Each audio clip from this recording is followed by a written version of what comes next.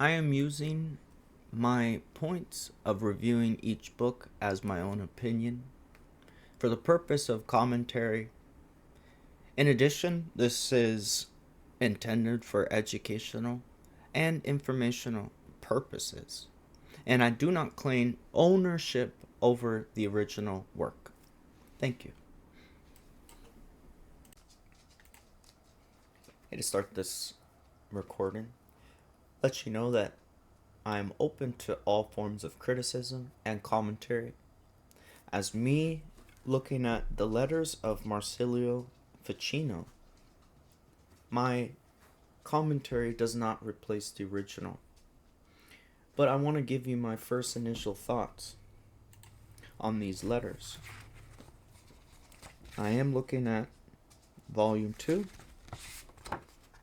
translated from the Latin by the members of the Language Department of the School of Philosophy and Economic Science of London.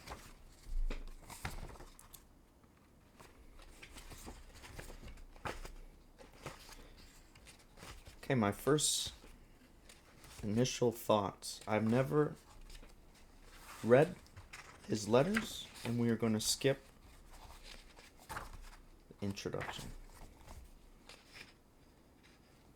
Okay, the first book. Out of the 12 books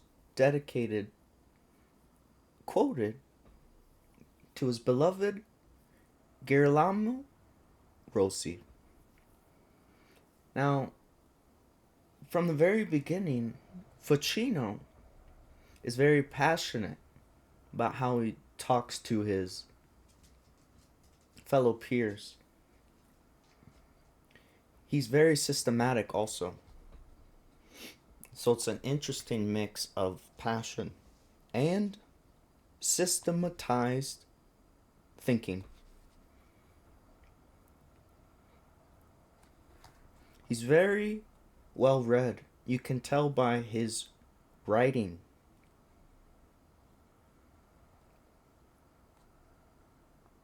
And you can tell he also likes to write. The first letter, he's briefly talking about how he's writing many letters, and he's happy to do it. And now he's getting into evil and how people aren't able to get rid of it. And Ficino of Florence has many other philosophers he's friends with. He's mentioning that in his letter. Now he actually quotes from the Gospel and Plato, all in the same line. Now this is why I am doing this. It's very rare to see religious and the secular natural philosophy of Plato. This is just the first page. I'm going to the next page of the first letter of Marsilio Ficino. He's talking about the many evils and the different elements of evil in both human and animals. You can tell he's very Socratic. Obviously, he's a Platonist. He loves to examine things, especially himself and the world around him. Not many people do this these days.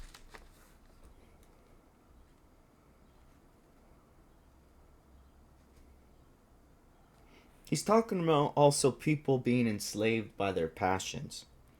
This is interesting because what I just said about examining the world, you cannot examine the world if you have passion.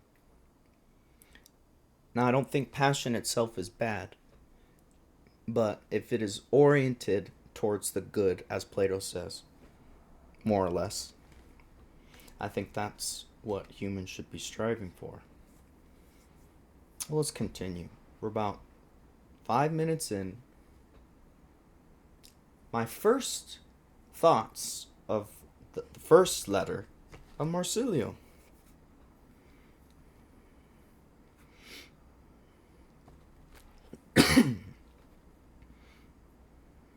Talking about how some people reject this passionate life and what happens to them.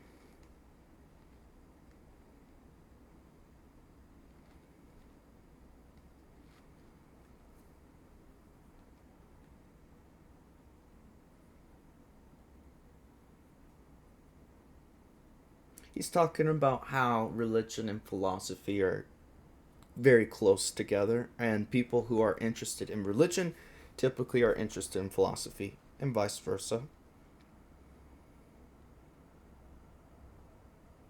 He says even holy men are tempted by demons, more or less.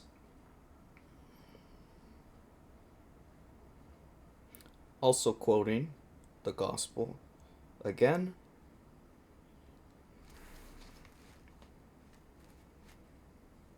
Now he's talking about Jove, the pagan gods, and Venus.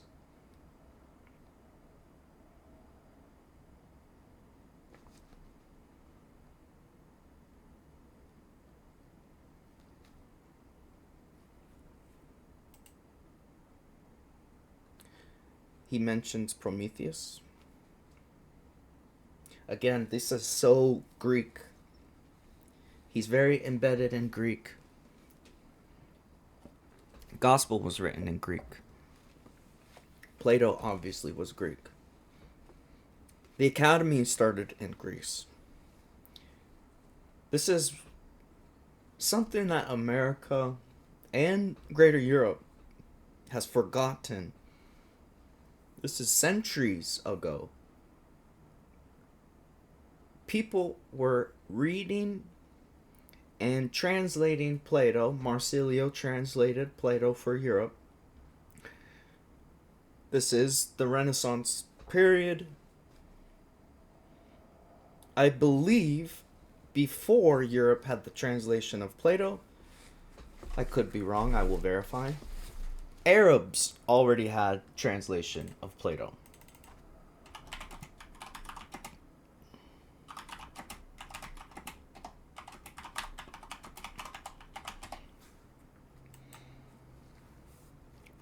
So according to Google, yes, Arabs had access to Plato during the Middle Ages before they were available in Europe.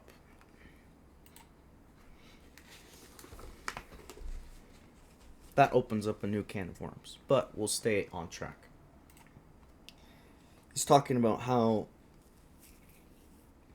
many people that do try to avoid evil end up falling into evil.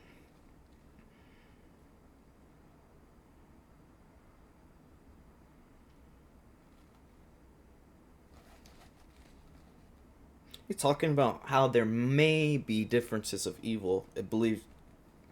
He believes there are differences of evil from what I'm getting. I could be totally wrong, and again, I'm open to any form of criticism. I'm just putting my thoughts out there because it's fun, but also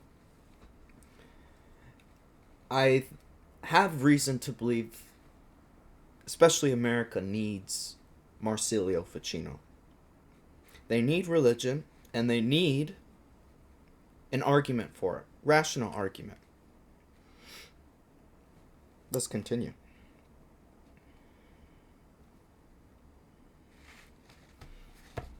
He seems like he's now addressing his fellow philosophers, is what he says.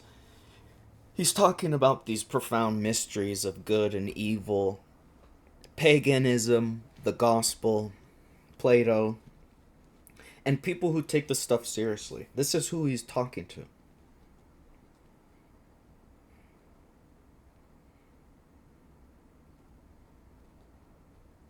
Now he's ending this first letter very interesting. He's talking about these deep, disheartening things like evil, and then he goes into how things change for better and they become sweet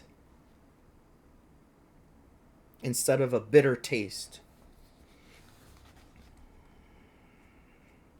Let's go to his second letter, because this second letter is more interesting. And we're 10 minutes in. I'm going to put a stop at 30-minute mark. This second letter is about the sun and how it is worshipped. But he's making the argument that you should not worship the sun.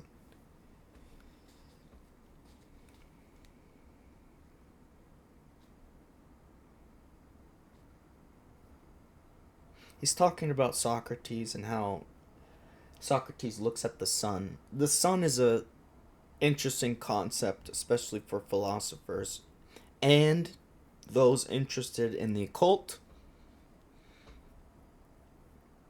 Jesus of Nazareth said he is the light of the world. Ancient Romans had Saturnalia. Summer solstice was very important for the Romans. Then that transformed into Christmas, modern day Christmas. The sun is very important. It always has been for especially the European peoples. If you look at European paganism, the sun is one of the main symbols for consciousness, God, the archetype of a father. This is interesting.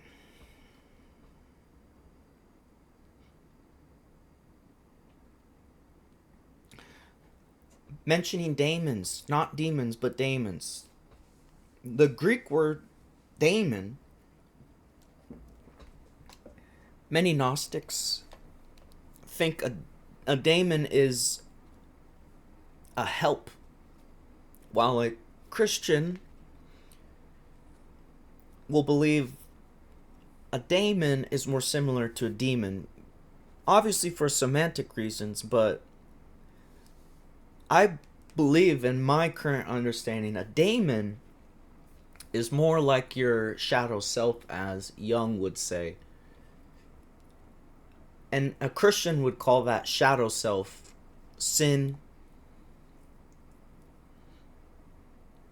But the Greeks or the pagans, unlike the Christians, think the daemon, again, is part of your transformation of transcendence. The daemon will help you understand yourself, and when you understand yourself, you become enlightened. That's the pagan argument, and Marsilio is talking about this. The oracle. What is the relationship between the daemon and the oracle? If there is any relationship. I'm very novice. I'm a noob when it comes to philosophy, I will admit. But I am a philosopher. I love wisdom. Or more specifically, lover of wisdom. And I love wisdom. How can you be a lover of wisdom and not love wisdom?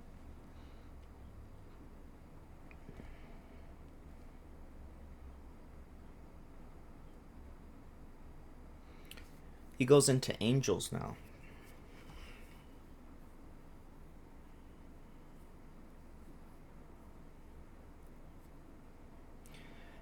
Wonder is a word he's using a lot when it comes to the sun.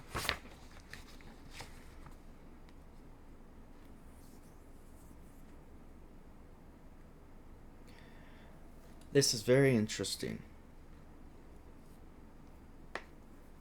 Plato had somewhat an idea of a trinity or a separation of the Godhead. He obviously mentioned the one. Pythagoras hating the number 2 follows into this tradition. But there is a mystery. Plato, he called the sun not the first God, but the Son of God. This is semantic and also symbolic.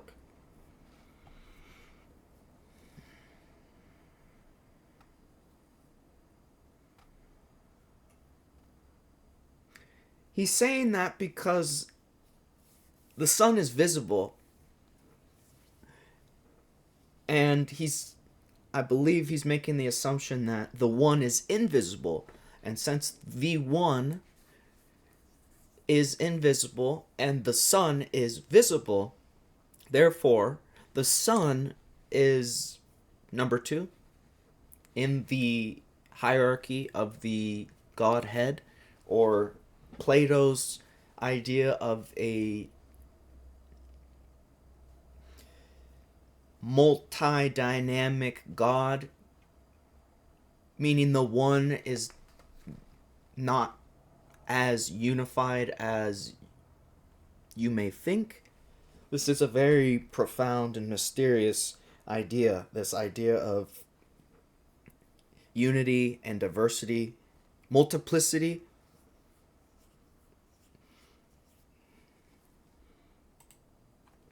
Now, Marsilio Ficino, he believes in the Trinity. He's a priest, Catholic priest, so he's a Christian.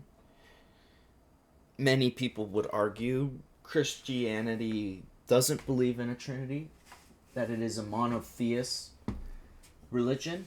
How could there be three gods in one if it's monotheist? These are Unitarian Christians.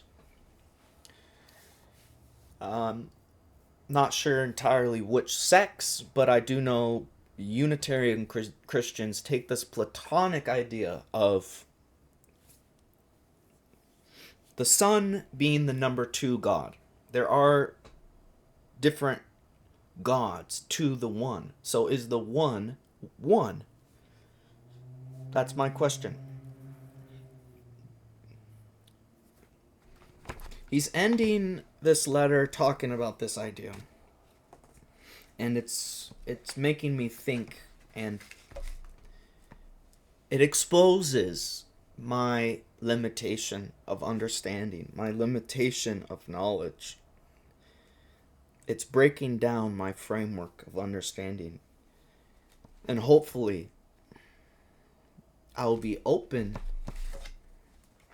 to the Logos.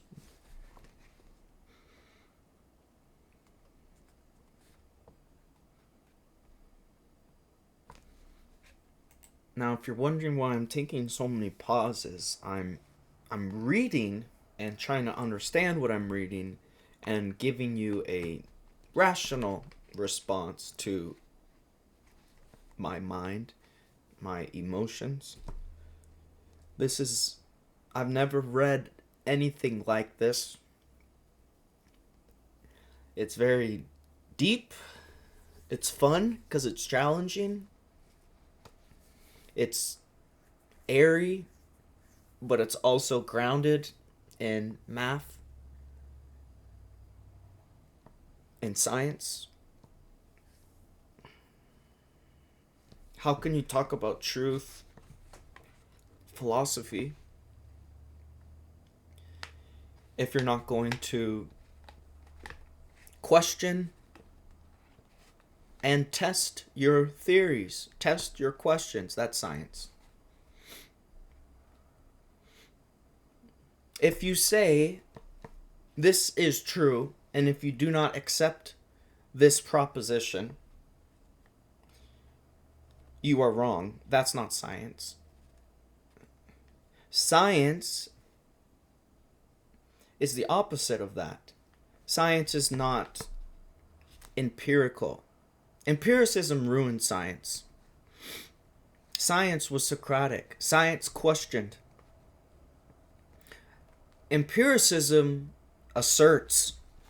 It's dogmatic. Empiricism says, accept this proposition. If you reject it, you are wrong. That's a dogmatic statement.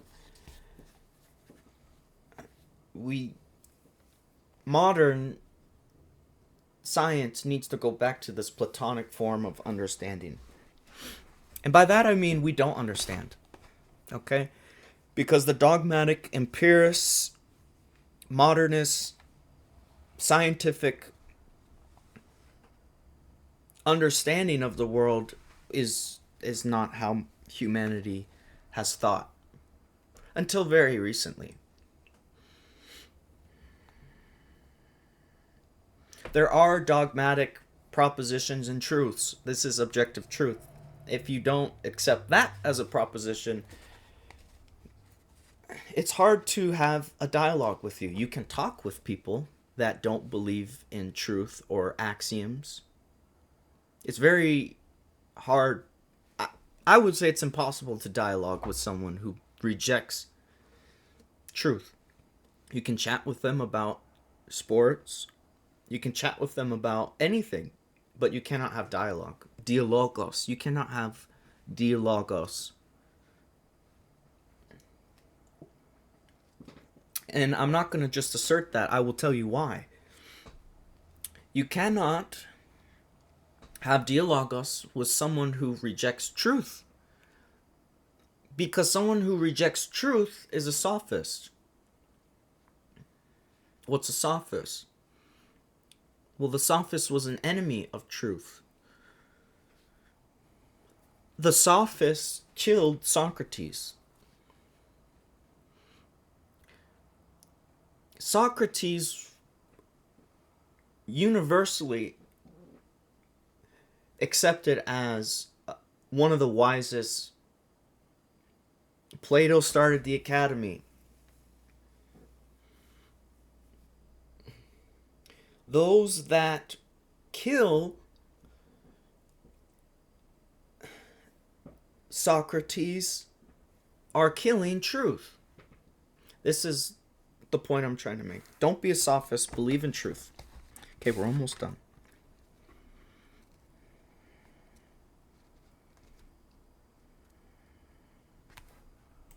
Okay, he's ending the second letter.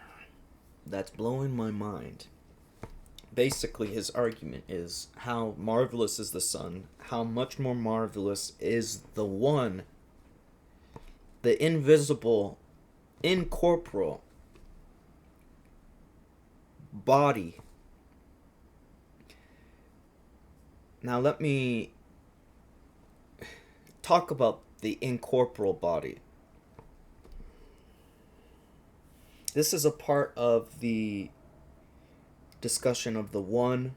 Is the One physical? Is God physical? Remember, Plato had somewhat an idea of a Trinity, and Marsilio is talking about this. This is why the Eastern Christians struggled with what is called in the Latin West as the Filioque, this heavily Platonic influence of Greece and the Eastern Church. They struggle with accepting the full divinity of the Father, Son, and the Holy Spirit because Plato believed in the One being incorporeal. Jesus Christ is a body, therefore Jesus Christ cannot be the ultimate one. Jesus Christ is God, according to the Son of God, I should say, and they probably would say Jesus Christ is God in the Orthodox Greek Eastern Church. But they don't believe the Spirit comes from Jesus. The Holy Spirit does not come from Jesus in the Orthodox Greek Church because of this idea that Jesus Christ is a body and the One cannot have a body. Therefore, Jesus Christ cannot give you the Holy Spirit. It only comes from the Father. The Holy Spirit comes from the Father alone, according to Greek Orthodox Eastern Christians. Now, I love the Greek Orthodox Eastern Christians. They're intelligent, they're humble, and they're very charitable. I can't say the same about the Western Christians, so I'll give them props. And again, I'm open to any criticism. This is my initial thoughts on the Letters of Marsilio Ficino. And we ended on letter 2.